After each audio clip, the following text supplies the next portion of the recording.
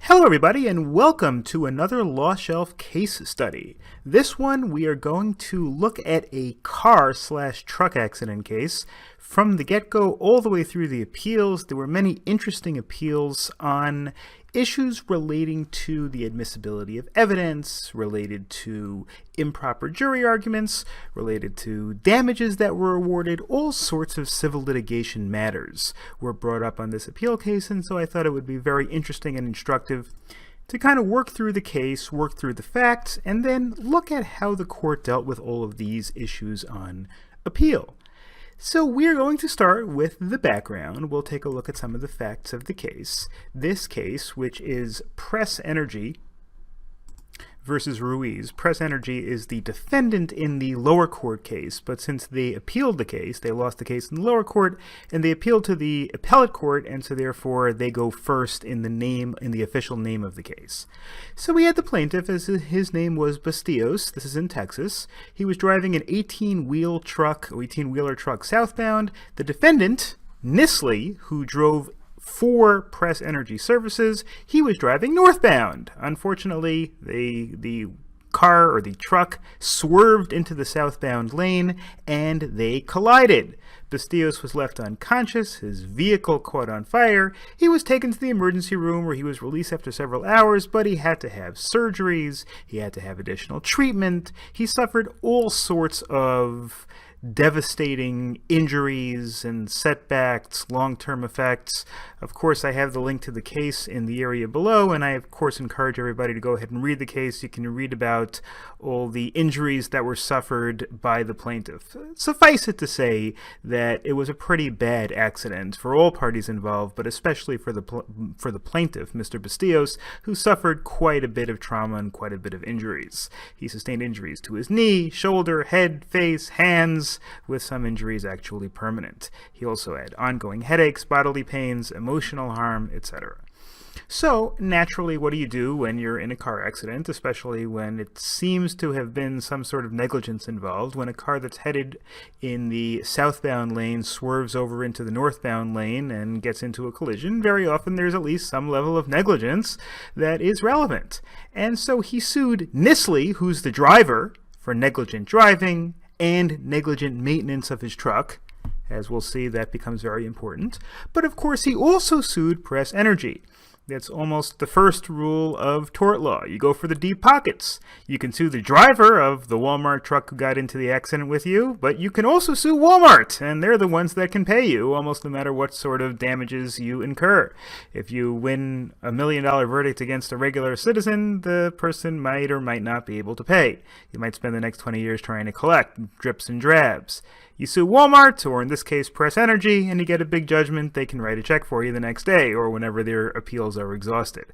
So they, of course, you sue Press Energy, and he sued for vicarious liability. Vicarious liability means responsibility for the tort of another person.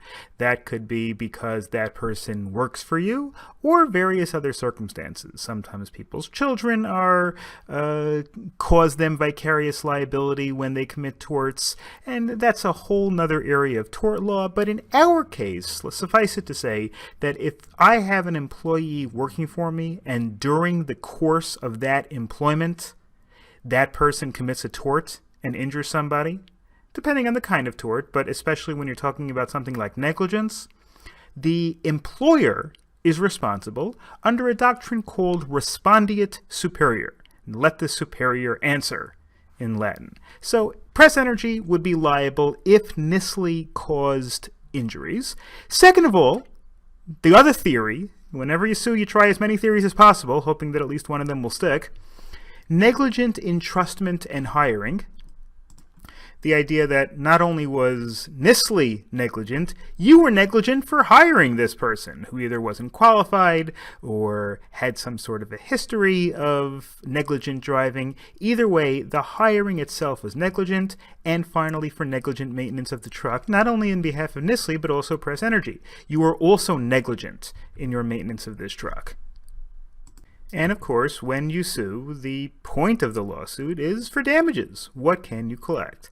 Well, there are a few types of damages that are relevant to our case. First of all, we've got compensatory economic damages. Things like lost wages, medical bills. In other words, something that you can point to and say, because of this tort, because of this injury, because of this accident, because of this damage, I suffered $100,000 worth of damages. You could show your lost work time, you could show your medical bills, whatever it is. That's the most straightforward type of damages that can be awarded. But you've got other types of damages that can be awarded.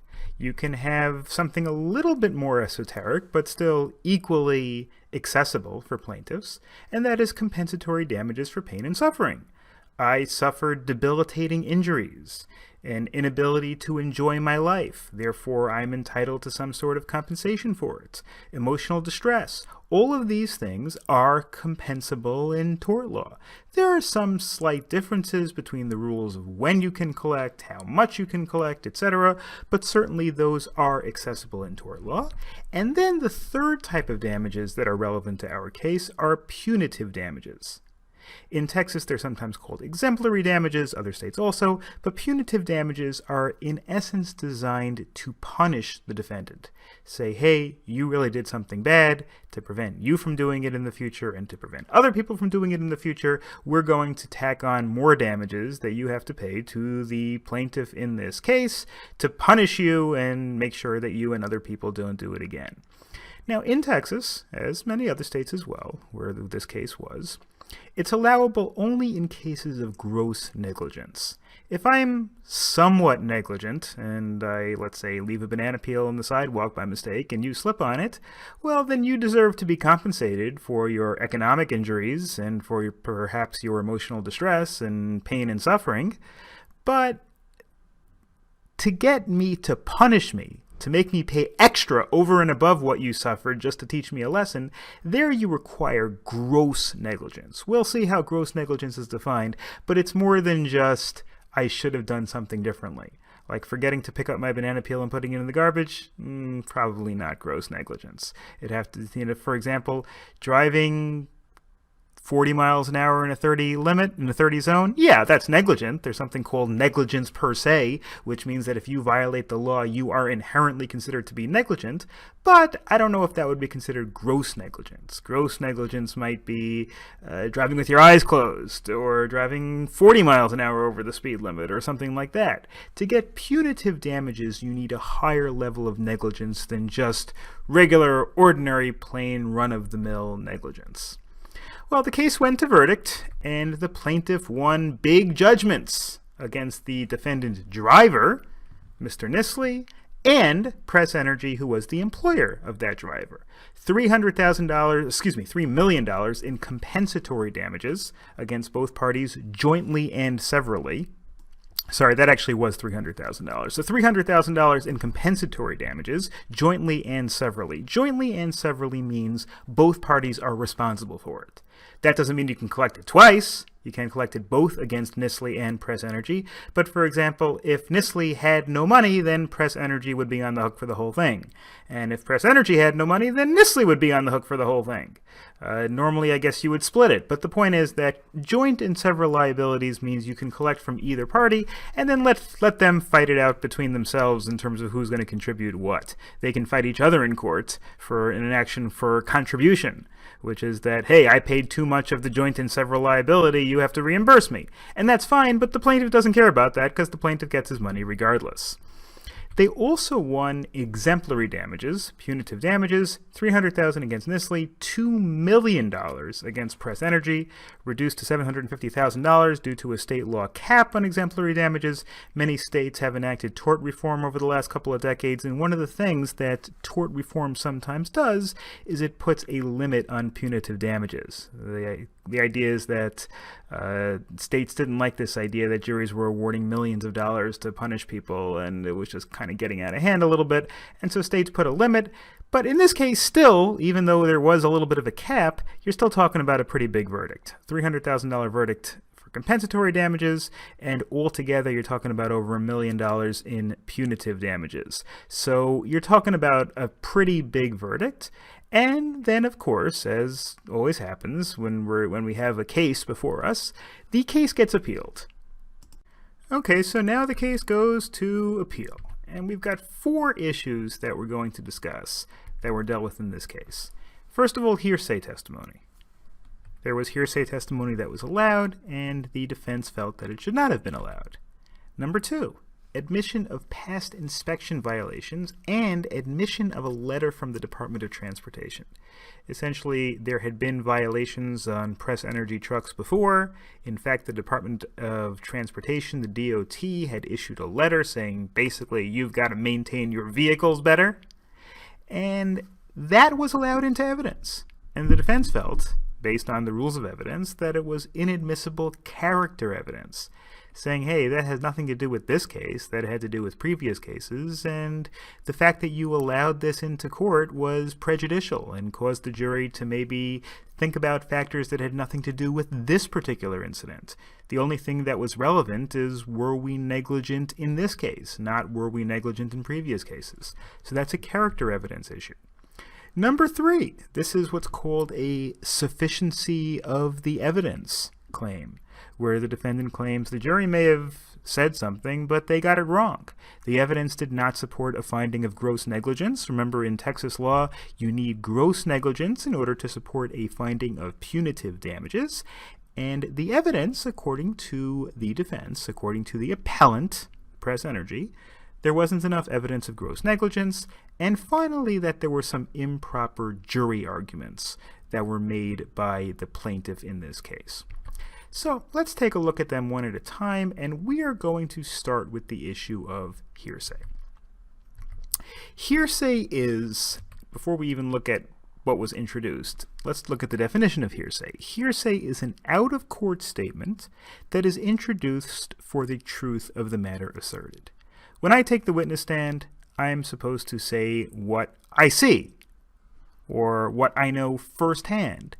If I'm an expert, I can give some opinion testimony. That's a little bit of a different issue, but the point is, I am not supposed to say what other people told me. I can get up to the witness stand and I say, I saw the green Camry run the traffic light. That's what I'm supposed to be able to do. I'm not supposed to get up on the witness stand and say, Jane told me that she saw the car run the light. Let Jane testify. Now, of course, there are lots of exceptions under the Federal Rules of Evidence. I think there are 18 different exceptions, and then within those there are other exceptions. There's something like 23 or 24 different exceptions that are discussed in the Federal Rules of Evidence for hearsay, but still, we have to understand the basic rule. The basic law is that hearsay evidence is not allowed into court. Whereas in this case, there was hearsay that was brought into court. 2 experts, Miller and Kasner, investigated the scene of the accident together. Miller was hired by the plaintiffs, Kasner by the defense. As is very common in this sort of big-ticket lawsuit, each side hires an expert, somebody who understands truck mechanics and who understands automobile accident issues, to go out and look over the scene, look over the trucks, and figure out who was negligent, who was properly maintaining their vehicles, who was not properly maintaining their vehicles.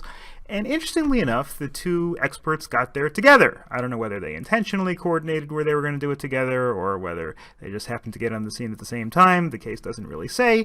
But anyway, they decided that they were going to do everything together, and I guess they, even though they were on opposite sides of this particular litigation, they got along with each other, and they were talking to each other as they were investigating the issue, as they were investigating the scene of the accident. Later on, the defense chose not to use Kasner. I don't know, it might have been because Kasner wasn't going to say what they hoped that he was going to say, or because they didn't want to pay his fee. Again, it doesn't really say in the case, but the defense eventually chose not to use Kasner, so Kasner did not show up to testify. So the question is, can Miller testify as to what Kasner had discussed with him while they were investigating the scene of the accident? That is really the hearsay issue over here. At trial, Miller, the plaintiff's the plaintiff's expert, the plaintiff's witness, got up on the witness stand and said, as I was doing my investigation and determining that there were these problems with the truck that was driven by the defendant, Kasner agreed with my analysis and my conclusions. I said, this truck is missing this wire. And he said, yeah, that sounds about right. And he agreed with me. Here is the testimony that the court quotes over here. This is the lawyer asked Mr. Miller, When you said we found the ABS lines were cut, ABS is, of course, anti-lock braking systems. One of the things they found was that the ABS lines were cut in the trucks, causing the ABS to fail. And he said, so Miller testified, we found the ABS lines were cut. What do you mean by we? And Miller said, this is a direct quote, this is a joint inspection. So in other words, this was an inspection that was conducted not only by me, but there was an expert for the defendant who was present at the time of the inspection. So we went through the process of actually going over, and we inspected each chamber. I think it's a typo. The court made it, not me. But each different section of the tractor and the trailer together. And when a violation was found, we would look at each other's measurements, verify that we agreed what the measurements were, and so that way there was no disagreement that there was a violation or wasn't in violation. And then he says, when you, the plaintiff's lawyer asked, when you say the other expert, that's for Press Energy, meaning Kasner? That's correct. So Press Energy hired another expert to go out there with you and look at all of this. And he said yes. So essentially, he was testifying as to what Kasner had said. Kasner's statement is an out-of-court statement, since Kasner isn't actually here testifying. So when Miller says Kasner agreed with me, by the letter of the law, that sounds like hearsay, doesn't it? Hearsay is an out-of-court statement, offered for the truth of the matter asserted.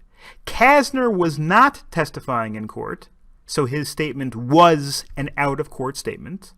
Miller was offering Kasner's statement for its truth value, to assert that what Kasner was saying was accurate. In other words, that Kasner agreed that Miller's investigation was an appropriate investigation. So there's no question that, by the letter of the rule, this was a hearsay statement. But, as I mentioned before, there are a lot of exceptions to the hearsay rule. And the lower court found that one of them applies because the plaintiff argued that this statement was called a present sense impression. Now, a present sense impression, which is a hearsay exception, it's allowed. It's sometimes referred to as a res geste experience or res geste exception, where the thing is speaking.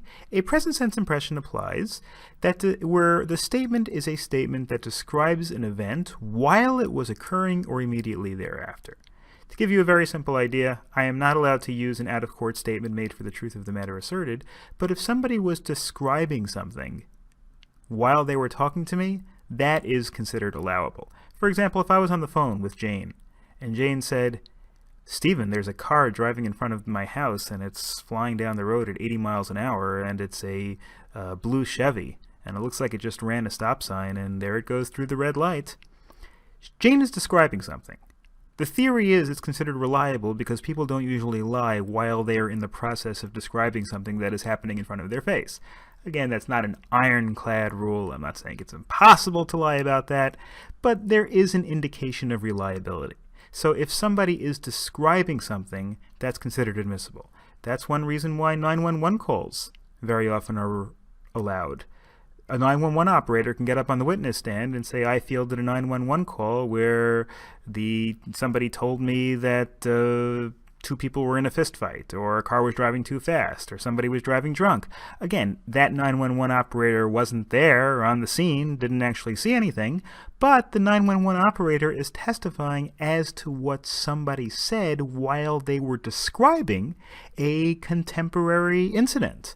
And if somebody else is describing a contemporary incident, that is considered reliable, at least to the extent that it's allowed even though it's hearsay. This is actually the first of the 18 exceptions in Rule 803, actually, of the Federal Rules of Evidence. So it's one of the first of many exceptions, and the argument was that the statement was made in the course of the inspection as they were doing the inspection. While Kasner and Miller were doing the inspection, Miller said, oh, it looks like the ABS line is cut. And Kasner said, yeah, I agree, it does look like it's cut. So the plaintiff said, hey, that's a present sense impression. They're describing something that Kasner was, or they're testifying as to something that Kasner said as he was looking at it. Is this a present sense impression? That was the issue. And the court took a look at it and said, well, the court didn't really address that. Now, if you're talking between you and me, is that a present sense impression?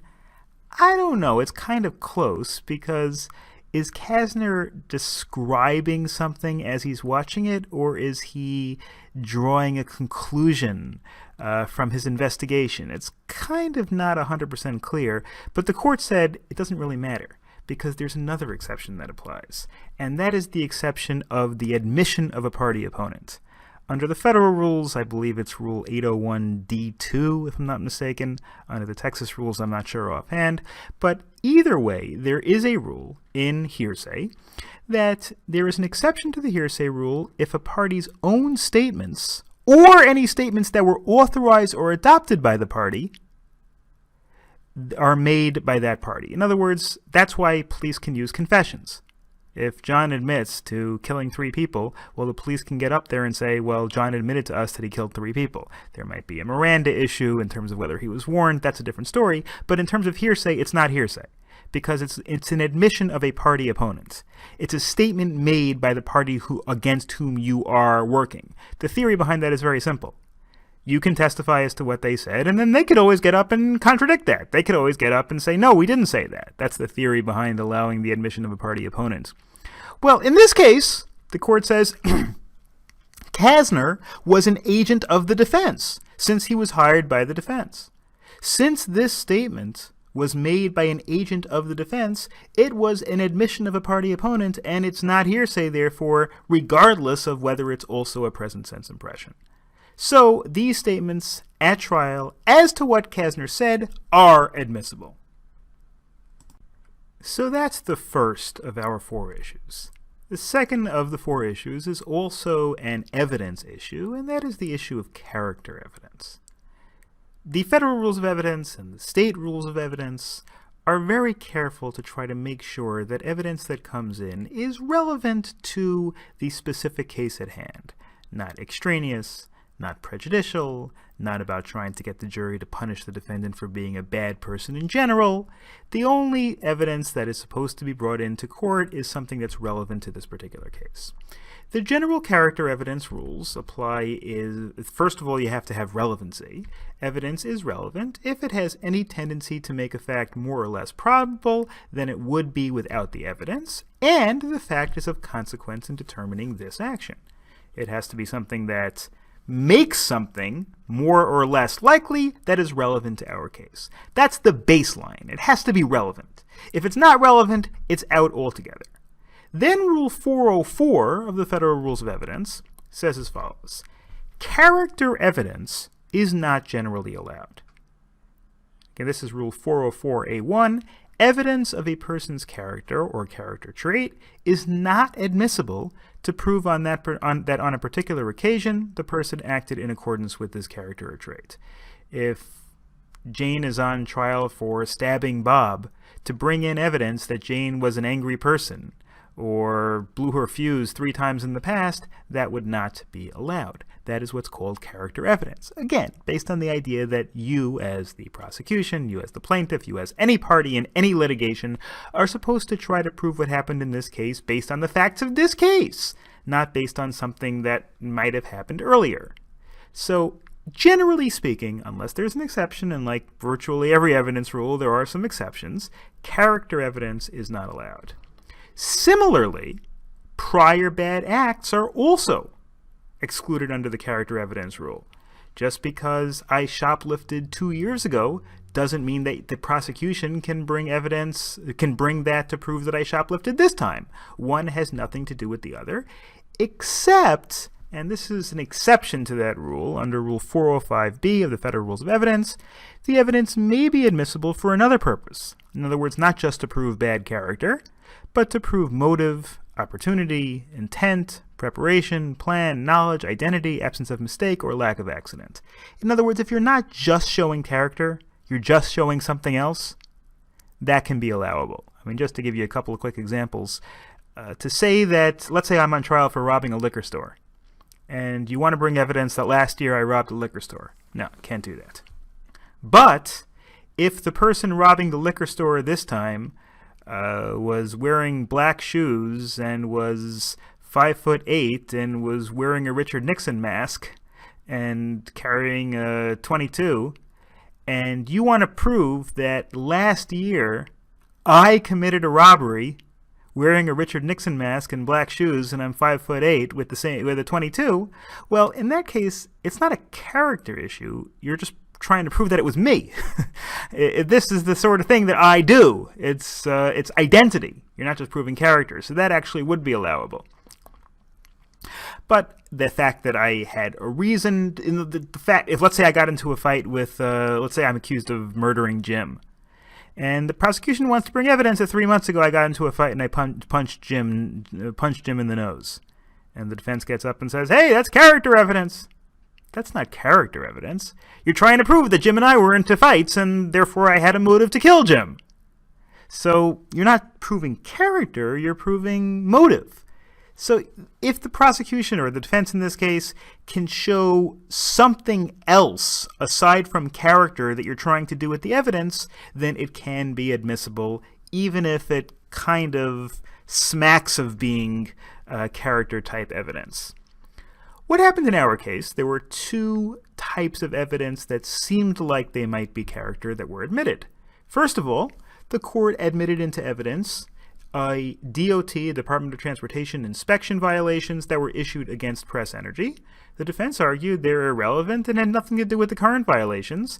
Therefore, they are prejudicial character evidence that have nothing to do with this particular incident. The fact that they got cited for violations in the past is irrelevant. You were just trying to play up to the jury that this is an irresponsible company, and to play up to the jury that this is an irresponsible company is classic character evidence, and it's the classic thing that is not allowed by the rules of evidence. And the court also allowed a different Department of Transportation letter to Press Energy that the administration had noticed a trend in violations identified during roadside inspections, and therefore the DOT wrote them a letter saying, hey, we've seen too many of these inspections indicate that you're not really maintaining your trucks properly, and so shape up, start properly maintaining your vehicles. And the plaintiff admitted that into evidence, and the court allowed it. Defense argues, hey, this is character evidence. Nothing to do with this particular case. You're just trying to show that we don't maintain our vehicles properly, in general. That is also classic character evidence. But what the appellate court does in our case is agree with the lower court in both issues. In other words, saying that even though the general rule is that you're not allowed to have character evidence, both of these pieces of evidence were properly admitted. Let's first look at the Department of Transportation violations. The separate violations that weren't directly related to this case, but these were held to be admissible. Why? First of all, the plaintiff didn't offer all of them. If the plaintiff would have offered there were 12 of them altogether. If the plaintiff would have offered 12 of them, you could make the argument that, hey, you're just trying to show that these people don't properly maintain their vehicles. They only offered 2 of them, and both of those involved Nisley's vehicle, defective brakes, and both occurred in the same year of this collision. They limited what they admitted specifically to violations that were relevant to this particular vehicle and this particular driver.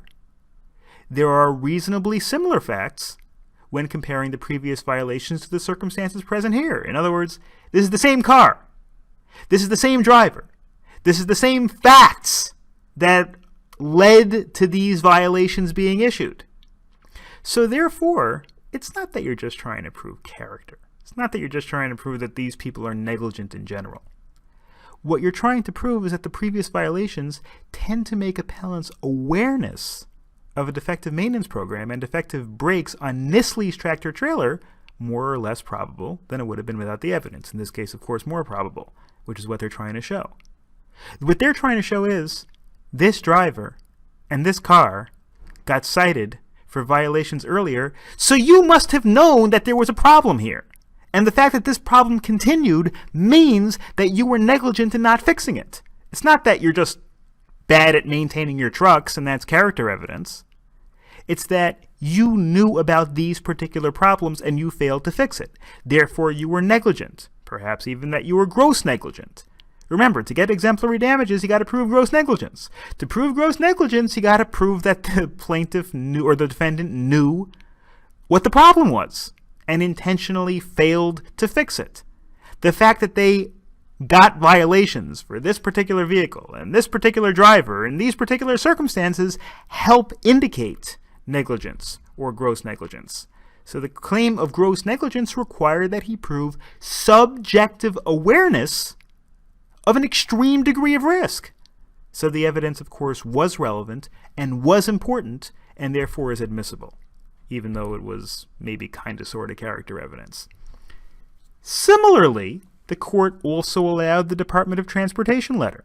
Remember, this was a letter saying, hey, you're getting too many violations. Fix your procedures. And so the defense presented testimony from their maintenance manager that he had confidence in Press Energy's maintenance program. Basically, during the defense's case, the defense brought up their own employee, their manager of maintenance.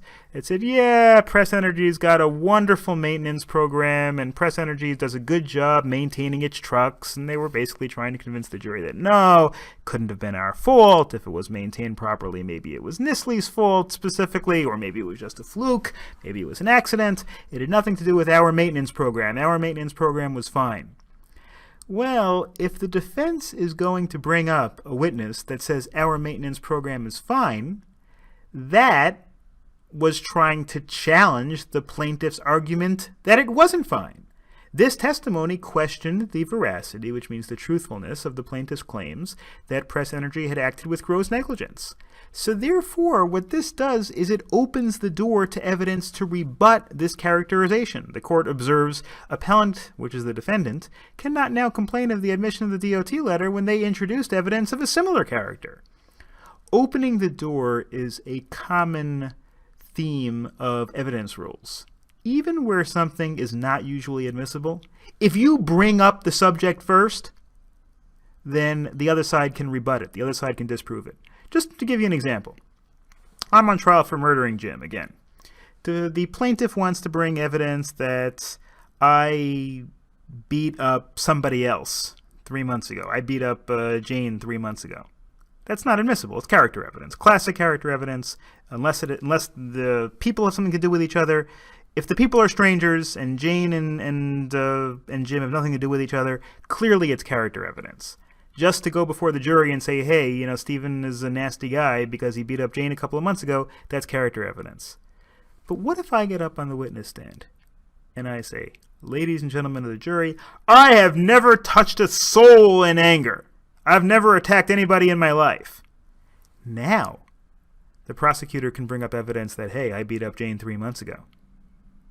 Even though it normally would have been character evidence, I opened the door by bringing up the subject. Once I bring up the subject, I can't now hide behind the character evidence rule. Generally, they say be careful what you testify to because the other side is going to be allowed to rebut it. So therefore, because the defendant, Press Energy, brought up a witness that said, yeah, we've got a great maintenance program, well, now the plaintiff is entitled to bring up a rebuttal witness saying, essentially, you have got these DOT letters, which means you have a lousy maintenance program.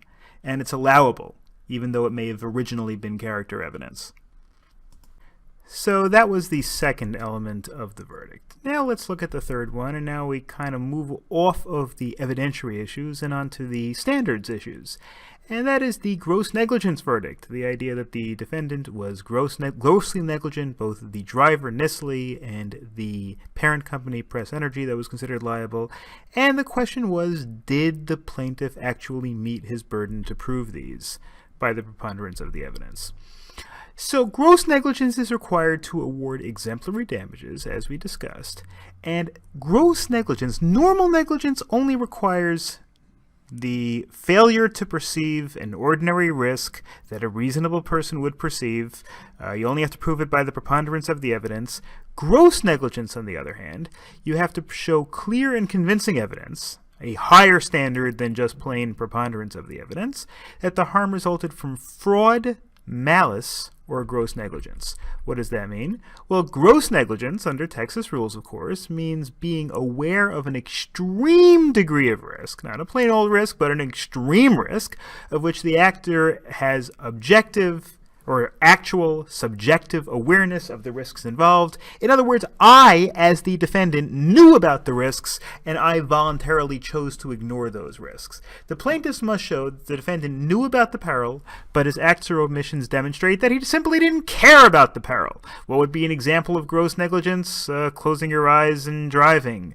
Throwing a rock onto a crowded street. I might not have intended for somebody to get hurt. I didn't even necessarily know that somebody was going to get hurt, but I knew that there was a serious risk of what I was doing, and I decided not to care anyway, and somebody eventually got hurt. That would be an example of gross negligence.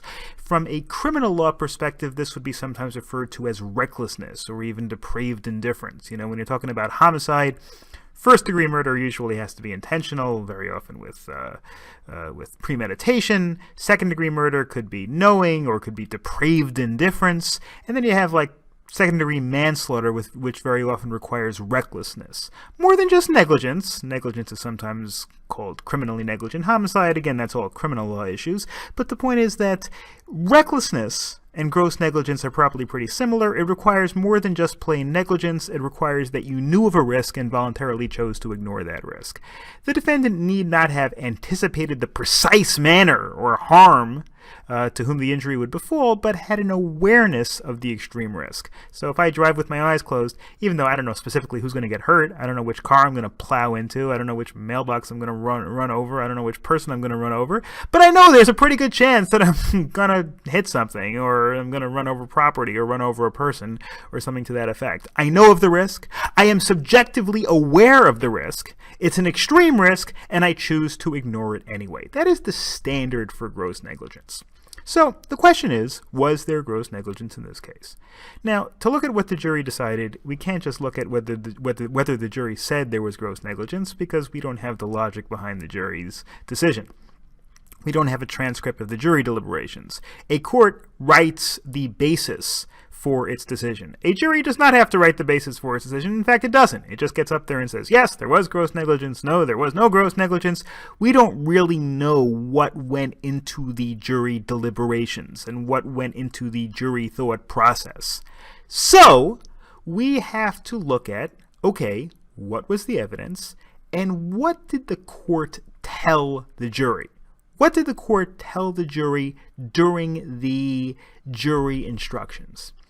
And what the court said was that gross negligence means an act or omission, one, which when viewed objectively at the time of its occurrence involves an extreme degree of risk, considering the probability and magnitude of the potential harm to others, and of which the defendants knew about, had actual subjective awareness of the risk involved, but nevertheless proceeds with conscious indifference to the rights, safety, or welfare of others.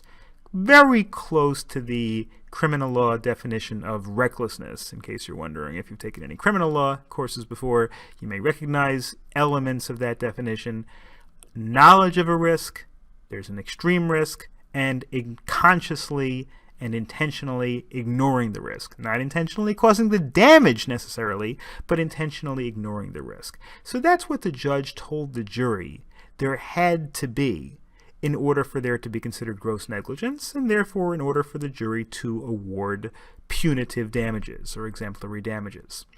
So then the court has to figure out, okay, the judge gave proper instructions. You may have noticed the judge's instructions were very close to what the standard that we discussed in terms of what the law is. So the jury instructions seem to have been good. So now the appellate court has to look and say, okay, was the jury's verdict reasonable? Did it make sense under the circumstances? Was it defensible? Was there, in fact, an appropriate threshold of evidence that would allow a reasonable jury to conclude that there was gross negligence?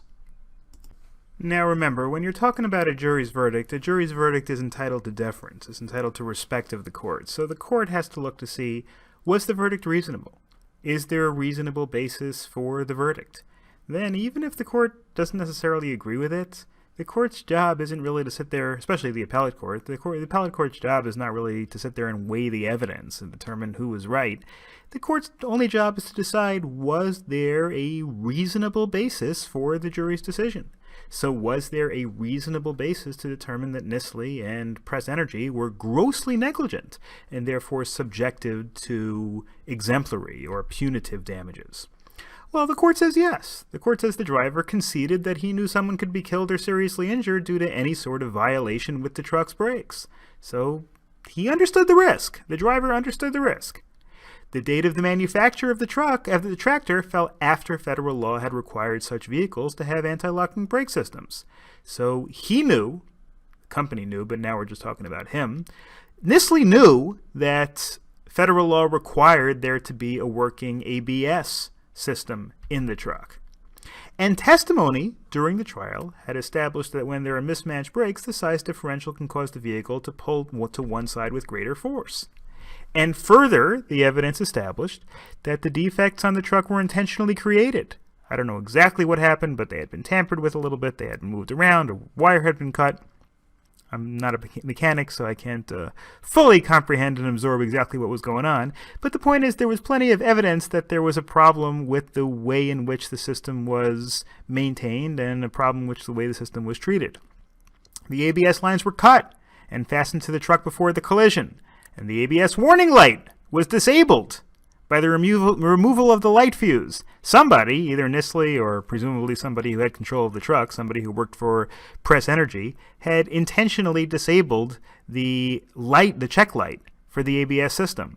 So somebody knew there was a problem with it, and either they didn't want to get it fixed, or there was some other system in the truck that they were trying to protect. Again, I'm not 100% sure which, but the point is, there was evidence that this truck was tampered with. This ABS system was tampered with. The warning system was tampered with. That was the warning lights on the exterior of the truck were removed, filled in, and painted over. All of that shows knowledge of the risk, knowledge that there was a requirement under federal law to have the ABS system, knowledge on the part of the driver that somebody could get hurt or killed by a failure of one of these systems, by a failure of the braking system, and intentional disabling of the warning systems that might have caught this problem. That is evidence of an intentional risk taken by the driver. Okay, that's fine with regard to the driver, but now if you want exemplary damages against Press Energy, remember the deep pockets, the ones that you're probably going to collect from eventually, you got to show that they also engaged in gross negligence. Well, so the court takes a look at that evidence as well. It has to be proven either that Press Energy specifically authorized a grossly negligent act by Nestle, in which case they would be liable for Nestle's conduct under the theory of respondeat superior and vicarious liability, or that they committed their own grossly negligent act. So for that, they looked at the testimony of somebody who had worked for Press Energy as its shop foreman, a fellow by the name of Gary Ralston. He worked as a lead mechanic and counted as a representative for Press Energy. And he was the last person to conduct an in-depth maintenance check. The experts had testified, Miller had testified, and again, the issue isn't whether Miller is reliable, because the jury had found that he was, so it's not the appellate court's decision to change that. But Miller had testified that Ralston was the last person to conduct an in-depth maintenance check, and at that time, the ABS lines were likely cut already, and the warning lights were likely disabled, and therefore, a jury could reasonably conclude that either Ralston caused those defects or at least failed to maintain the tractor-trailer and to correct those defects. And so therefore, there is a reasonable basis, at least, to believe that the company intentionally subjected themselves to that risk, that they knew of the risk, that they undertook that risk, and therefore that they were grossly negligent and were subject to exemplary or punitive damages. The defense tried one more argument. The defense argued that, okay, well, even if the plaintiff should have been entitled to some damages, the compensatory damages that were awarded, again, the $300,000, was too high based on the circumstances. The defense argued that they looked at other cases and they said in similar cases where people suffered similar types of injuries, these damages that were awarded were typically lower, and so therefore these damages were unreasonably high. The court wasn't overly impressed by that argument. The court said essentially, well, even if you can show me other jury verdicts that were lower, that doesn't mean anything. Juries don't have to follow each other. Juries aren't bound by each other. Just because one jury thinks the injury is worth this amount doesn't mean that other juries have to say the same thing. So the court said juries have wide latitude to determine compensation for pain and suffering, and the verdict should be upheld as long as it's not contrary to the great weight of the evidence.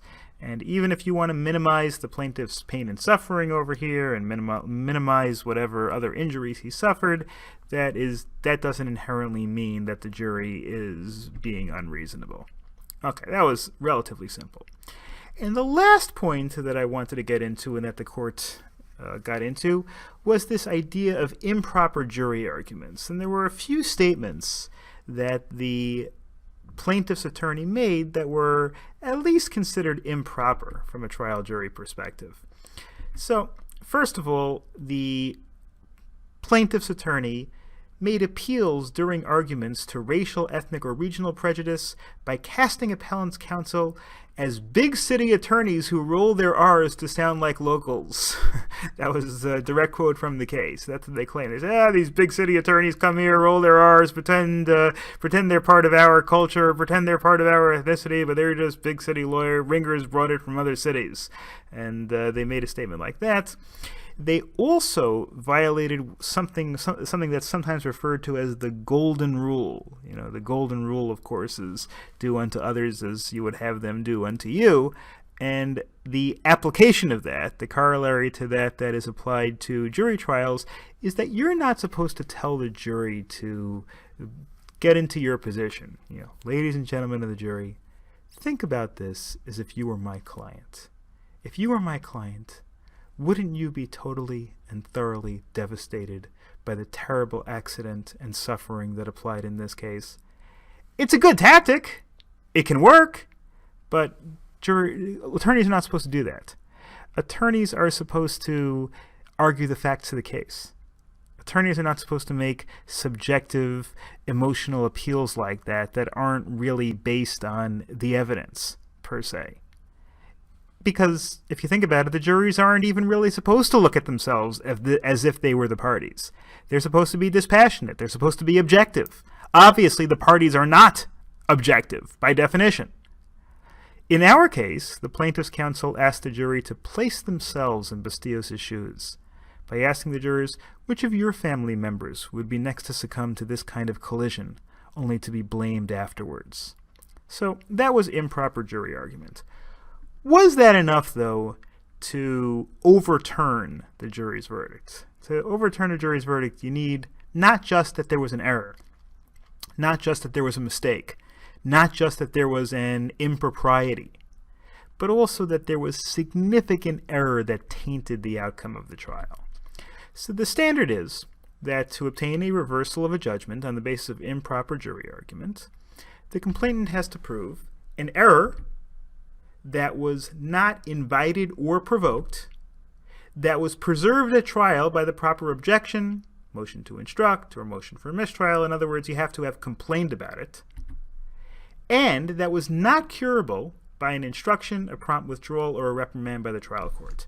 In other words, you have to show that not only was there an error, but it's the sort of thing that could not have been cured, could not have been satisfied, could not have been taken care of and remedied by the trial court judge at the time by making an appropriate jury instruction. You know, ignore this, or make sure to base your verdict on appropriate thoughts, and make sure to base your verdict on appropriate evidence.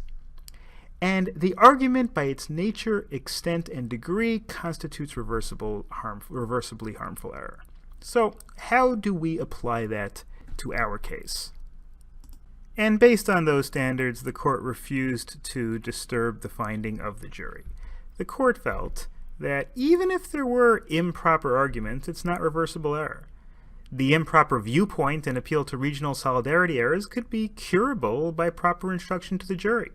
In other words, the plaintiff's attorney or the defense attorney somebody could have gotten up at the time and said, hey, there's the other lawyers making appeals to ethnicity or improper appeals. And the judge could have said, Ladies and gentlemen of the jury, please disregard what the attorney is saying. Please make sure that you only consider facts that are relevant and important to this case.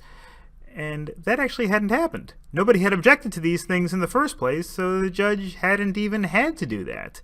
But now that it wasn't disturbed at the lower level, it's not reversible error. It could have been cured by a proper jury instruction by the judge, and it just didn't come because nobody objected.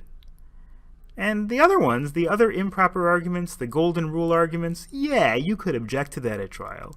And yes, the judge should stop an attorney from doing that sort of thing by saying, ladies and gentlemen of the jury, please put yourself in my client's position.